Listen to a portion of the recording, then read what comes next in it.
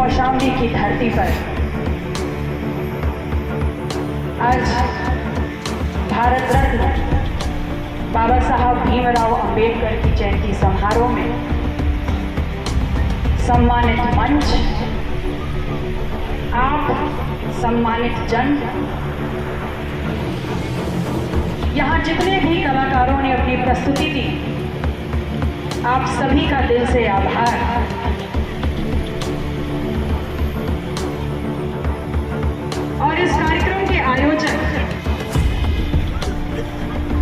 Buddhist development societies of India और मुख्य रूप से वो लोग जिन्होंने इस कार्यक्रम को सफल बनाने के लिए दिन रात एक कर दिया, ऐसे पूर्व जिला पंचायत सदस्य आशीष मौर्य जी, अश्विनी बौद्ध जी,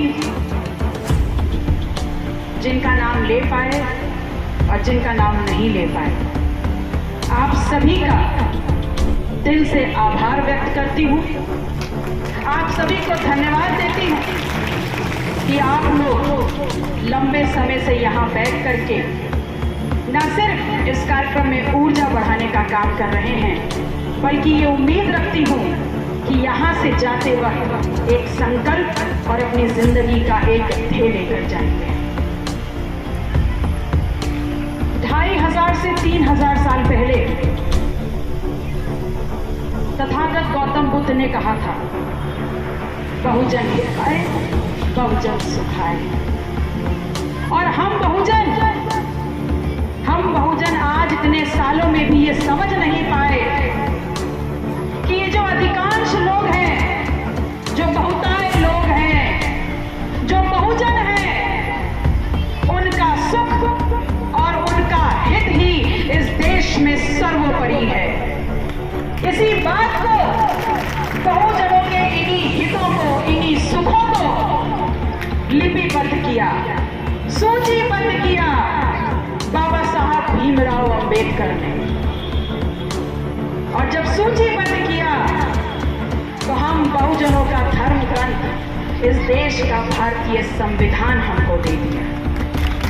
और सिर्फ इसलिए दिया, इस सोच के साथ दिया कि इसको ही समझो, इसको ही पढ़ो, इसी का मनन करो और इसी में निहित हर बात को अपनी जिंदगी में जियो। बाबा साहब इतना समझा के, इतना लिख के, इतना आपको दे के गए हैं। और आज कहने में कतई गुरेज नहीं है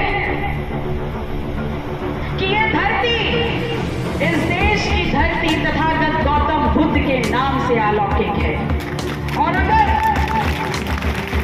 दुनिया के विकास के नाम पर अगर भारत का कोई योगदान है तो सिर्फ इतना कि यहाँ से तथागत गौतम बुद्ध की तेजस्विता निकल के पूरी दुनिया में फैली है, वरना भारत का ऐसा कोई विशेष योगदान नहीं है। और उसी तथागत गौतम बुद्ध के देश में, उसी बाबा साहब भीमराव अंबेडकर के बहुजनों के देश में आज इतने साल आजादी के बाद भी आप लोगों से एक प्रश्न पूछ रही हूँ, क्या बहुजनों की स्थितियां बदल गई? क्या जातिवाद खत्म हो गया? क्या हमारा शोषण खत्म हो गया? क्या हमारी गरीबी, हमारी अशिक्षा, हमारी पढ़ाई क्या खत्म हो गई? और इसके लिए जिम्मेदार कौन है? इसके लिए जिम्मेदार हम और आप बहुजन हैं। ये बात कड़वी है और दिल को चुभेगी भी, लेकिन कहते हैं कि कड़वी दवाई असर जल्दी करती है। और मैंने ये बात इसलिए कही और यहाँ संकल्प लेने की बात इसलिए कही कि अपने समाज की दुर्गति और इस दुर्दिन के लिए हम और आप बहुजन जिम्मेदार हैं। और इसलिए जिम्मेदार हैं क्योंकि हमने अपनी जिम्मेदारियां नहीं समझी। तो आज ये संकल्प लीजिए बाबा साहब भीमराव अंबेडकर की जयंती समारोह में कि आप स्वयं, आपका परिवार और अपने समाज के हर व्यक्ति को आपको उन्मुख करेंगे बुद्ध के मार्ग पर चलने के लिए।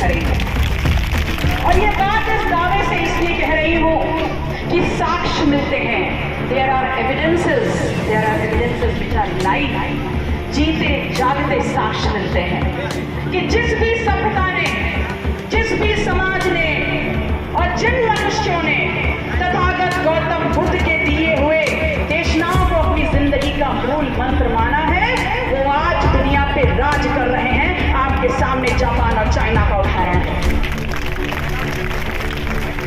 ये देश शिक्षा में, रोजगार में, तकनीकी में, दवाई में, कमाई में, पढ़ाई में, सामाजिक संरचना में बहुत आगे निकल चुके हैं। और इसलिए आगे निकल गए क्योंकि उन्होंने तथागत गौतम बुद्ध देशों का समाहित किया। हमें डरना क्या है? हमें डर है कि देशनाएं यहाँ से निकली पूरे विश्व को रोशनी देगी, लेकिन हमारे देश के जो मुखिया हैं वो आपके बीच में तथागत के नाम पर आते हैं, बाबा साहब भीमराव अंबेडकर के नाम पर आते हैं, आपका वोट लेकर के इस देश की सबसे शीर्ष गद्दी पर बैठते हैं, लेकिन जब नीतियां आपके नाम पे बनने को आती हैं तो मौन हो जाते हैं। वो जाते हैं इंटरनेशनल फोरम पे, अंतरराष्ट्रीय मंच पे, तो सीना ठोक करके बोलते हैं, वही 56 इंच का सीना, 56 इंच का सीना ठोक कर बोलते हैं कि मैं युद्ध के देश से नहीं, बुद्ध के देश से आता हूं। और जब लौट के वही बुद्ध की धरती पर आते हैं तो बुद्ध के जो अनुयायी हैं उनकी जिंदगी में राड़ मचा रखी है, उनको पकड़ पकड़ के जेल में डालने का काम कर रहे हैं और उनको अपराधी बनाया जा रहा है। तो क्या ये अन्याय नहीं है? अन्याय है, बहुत बड़ा अन्याय है। तो हम क्या कर रहे हैं इस अन्याय के खिलाफ? ये बुद्धिजीवियों का मंच है ना, तो यहाँ पर बुद्धिजीवियों की जिम्मेदारियां भी निर्धारित हो जानी चाहिए। बुद्धिजीवियों की जिम्मेदारी ये है कि आप उस सच को सरकार की आंख में आंख डाल के बोलें जिसको बोलने पे आपको जेल में डाला जा रहा है। ये है बुद्धिजीवी की जिम्मेदारी आज की। ये अन्याय है तो अन्याय के खिलाफ हमको खड़ा होना होगा। और ये समझ लीजिए कि जब जब अन्याय के खिलाफ आंदोलन खड़ा हुआ है, नई सत्ता स्थापित हुई है, इस बात के भी साक्ष्य मिलते हैं इस दुनिया में। अफ्रीका में नेल्सन मंडेला ने आंदोलन किया था काले और गोरों के रंग भेद के बीच में। वहां आंदोलन हुआ, सत्ता स्थापित हुई। यूरोप में कार्ल मार्क्स ने आंदोलन किया था। अमेरिका में मार्टिन लूथर किंग ने आंदोलन किया था। तमाम प्रकार के आंदोलन हुए हैं। अच्छे से मनन करिएगा और आपको समझ में आएगा कि जब जब शोषित, पिछड़े, दबे, कुचले ये आंदोलन करते हैं तो नई सत्ता स्थापित होती है। हमारी जिम्मेदारी है कि हम उस सत्ता को स्थापित करने में अपना योगदान दें। इस देश में जब तक इंसानी व्यवस्था थी तब हमने शून्य का इजाद कर दिया, जो आज भी दुनिया में ज्ञान का आधार बना हुआ है। लेकिन जब इस देश में वर्ण व्यवस्था स्थापित हुई तो उसके बाद से अन्याय और शोषण शुरू हो गया। और आपको विश्वास नहीं होगा, अफ्रीका का आंदोलन, अमेरिका का आंदोलन, यूरोप का आंदोलन इतना लंबा नहीं चला जितना लंबा आंदोलन इस देश में सामाजिक न्याय का आंदोलन है, जिसकी शुरुआत हो गई लेकिन अभी चलता ही जा रहा है। तो क्या ये है कल्पना बाबा साहब भीमराव अंबेडकर की? क्या ये है वो भारत बाबा साहब भीमराव अंबेडकर के सपने वाला भारत? बिल्कुल नहीं। उनके सपने का भारत तो वो भारत था जहां पर आर्थिक विषमताएं हटा करके सामाजिक न्याय की स्थापना की जाए। वो भारत की कल्पना बाबा साहब भीमराव अंबेडकर ने की। और उसका आधार उन्होंने क्या बनाया था? उसका आधार उन्होंने बनाया था कि आप बातों को समझेंगे तब जब आप शिक्षित होंगे, आप बातों को मानेंगे तब जब आप उसका आंकलन करेंगे, शिक्षित होकर के उस बात का मनन करेंगे। आज जो भी आपके बीच में आएगा, कोई भी सरकार, वो कहती है शिक्षा बहुत महत्वपूर्ण है। निसंदेह शिक्षा बहुत महत्वपूर्ण है। अगर शिक्षा महत्वपूर्ण नहीं होती तो शायद आज मैं आपके सामने खड़े होकर के व्याख्यान न देख रही हूँ। और शिक्षा महत्वपूर्ण है तो सिर्फ कागजों में महत्वपूर्ण बना रखा है उसको। आप देखिए कि प्राथमिक विद्यालय में हमारे बच्चों को बुलाया जाता है, बच्चे पढ़ते हैं, उनको फ्री कॉपी किताबें दी जा रही हैं, फ्री ड्रेस दी जा रही है, फ्री मिड डे मील दी जा रही है। शिक्षा के मंदिर में कटोरे का क्या काम? जब वहां टीचर नहीं है तो बच्चों के शिक्षा के मंदिर में मिड डे मील दे करके शिक्षा के अभाव में सिर्फ भिखारियों की जमात में शामिल करने की ट्रेनिंग दी जा रही है। और अगर शिक्षा बहुत महत्वपूर्ण है तो फिर इस देश में यूनिवर्सिटी के लिए, अच्छे कॉलेज के लिए और इस देश के कमेरा, दलित, पिछड़ों के एडमिशंस के लिए आंदोलन क्यों नहीं होते? इस देश में आंदोलन होते हैं मंदिर और मस्जिद के नाम पर, लेकिन शिक्षा महत्वपूर्ण है कागजों में। एक बात बताइए, जिनके पास शिक्षा है, जिनके पास डिग्री है, क्या उनको नौकरियां मिल रही? तो जब उनको नौकरियां नहीं मिल रही हैं तो जिनको ये मिड डे मील दे करके अशिक्षित रहने का श्राप दे रहे हैं उनको नौकरियां कैसे मिलेंगी? आपके भविष्य को धीमे धीमे बोलते हैं जड़ों में माठा डाल करके खत्म किया जा रहा है और हम लोग समझ भी नहीं पा रहे हैं। एक सिक्के के दो पहलू होते हैं। सामाजिक न्याय का दूसरा पहलू या उस सिक्के को पलट के देखेंगे तो वो है आर्थिक न्याय। और आर्थिक न्याय आपको कब मिलेगा? जब आपके घर में नौकरियां हों। तो आज नौकरियां हैं क्या? आज BSNL बेच दिया, LIC बेच दी, तमाम सरकारी अनुष्ठान जो है उसको बेच रहे हैं। और हमको क्या समझा रहे हैं? प्रोडक्टिविटी नहीं है, सब घाटे में चल रहे हैं। अगर प्रोडक्टिविटी, उत्पादकता नहीं है, सब घाटे में चल रहे हैं, तो अगर आपको बोला जाए कि घाटे में चल रही किसी दुकान को खरीद लो, आप खरीदेंगे? नहीं खरीदेंगे। लेकिन BSNL, LIC, रेलवे, ये तमाम जो सरकारी अनुष्ठान हैं और जो हमारी सरकार के अनुसार घाटे में चल रहे हैं, उनको अडानी और अंबानी क्यों खरीद रहे हैं? और वो भी अडानी अंबानी, वो एक बनिया जो अपनी चमड़ी भी बिना पैसे के ना बेचे, वो घाटे में चल रहे सरकारी अनुष्ठान खरीद रहे हैं। आप पे कोई दया नहीं कर रहे हैं, सरकार पे कोई दया नहीं कर रहे हैं। वो बस इतना कर रहे हैं कि नाक को सीधे ना पकड़ के घुमा के पकड़ रहे हैं। अगर सरकारी अनुष्ठान नहीं बचेंगे तो सरकारी नौकरियां बचेंगी क्या? और अगर सरकारी नौकरियां नहीं बचेंगी तो बाबा साहब भीमराव अंबेडकर ने विशेष अवसर के रूप में जो आरक्षण हमको दिया है वो बचेगा क्या? तो जब ताला लगा के BSNL घाटे का सौदा बता के बंद कर दिया, तो ऐसे ही संविधान की किताब को भी ऐसे करके बंद कर देंगे और बोल देंगे जब सरकारी कंपनियां नहीं हैं तो आरक्षण किसको दें? ये बहुत सोची समझी चाल है और ये लगातार हमारे साथ किया जा रहा है। आज इस देश का डेटा एम्प्लॉयमेंट एक्सचेंज, ये एक सरकारी संस्थान है जो बताती है कि इस देश में रोज 1 करोड़ नौजवान अपनी डिग्रियां लेकर के सड़कों पे निकल रहे हैं इस उम्मीद के साथ कि उनको नौकरी मिलेगी। लेकिन आपको पता है जब वो नौकरी मांगने लखनऊ जाते हैं, राजधानी जाते हैं, उन्हें मिलता क्या है? जब वो अपनी डिग्री हाथ में लेकर के राजधानी जाते हैं तो जवाब दर्शक दीर्घा से आया कि उनको लाठी मिलती है। मैंने सही सुना ना? लाठी मिलती है। आपको लाठी मिल रही है अपना हक मांगने के लिए, लेकिन जो गाड़ी कमाई इस देश का किसान, इस देश का मजदूर जो सरकार के खजाने में भरता है, जो हमारी फाइनेंशियल इंस्टीट्यूशंस में, बैंकों में रखता है, वो पैसा आज नीरव मोदी और ऐसे तमाम लुटेरे लेकर के भाग जाते हैं। सरकार उनको लाठियां नहीं भांज पाती है। ये पैसा उनकी जेब का पैसा नहीं है। ये तमाम पैसा जो है वो हम लोगों का है। अगर ये पैसा हमको मिलता तो हम फेरी वाले बन जाते। अगर ये पैसा हमको मिलता तो हथकरघा चलता।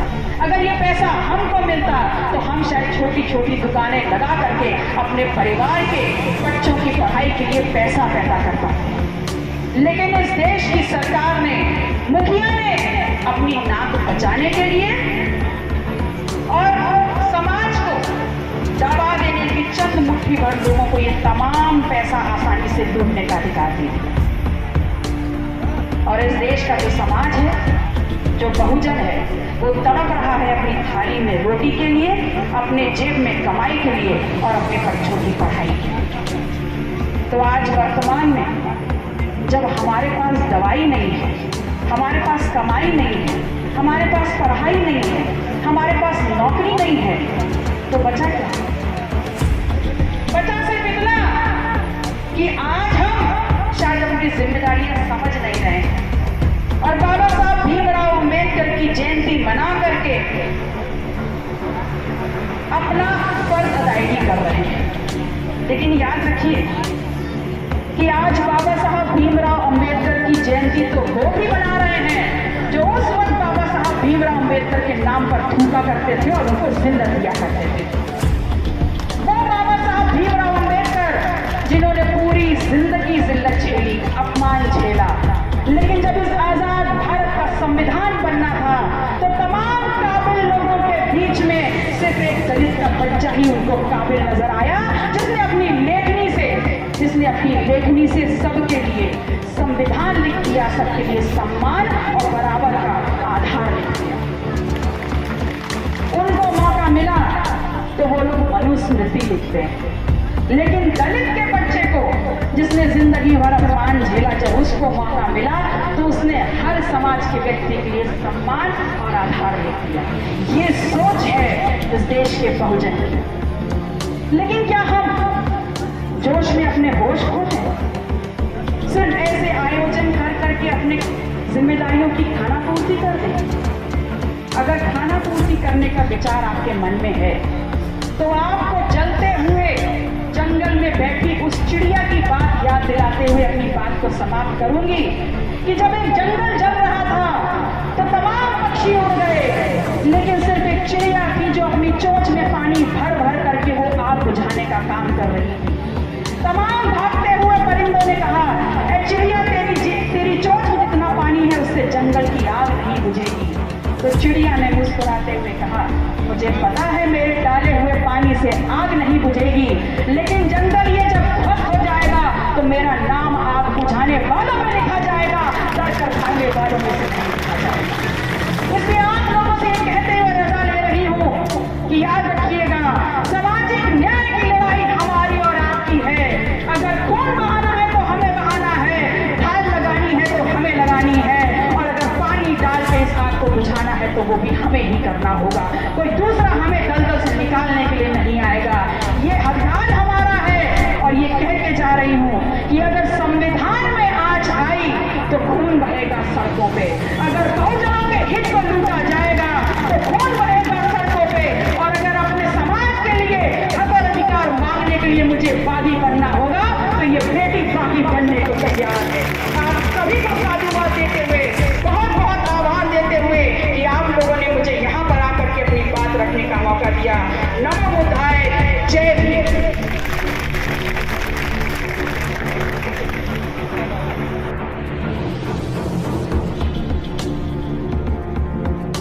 बहुत ही सराहनीय है। आइए अपील के माध्यम से भी दो बड़ी होना चाहूंगा अपने विधायक का मामले के लिए। इसके बाद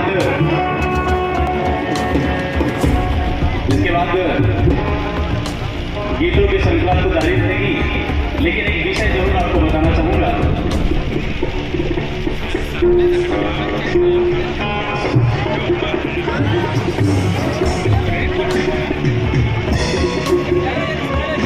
एक विषय ये था कि हमारा उद्देश्य भैया हमारा उद्देश्य ये था कि जैसे 14 तारीख को आप लोग बाबा साहब की जयंती आप लोग मनाते हैं 14 तारीख को, और मनाना भी चाहिए।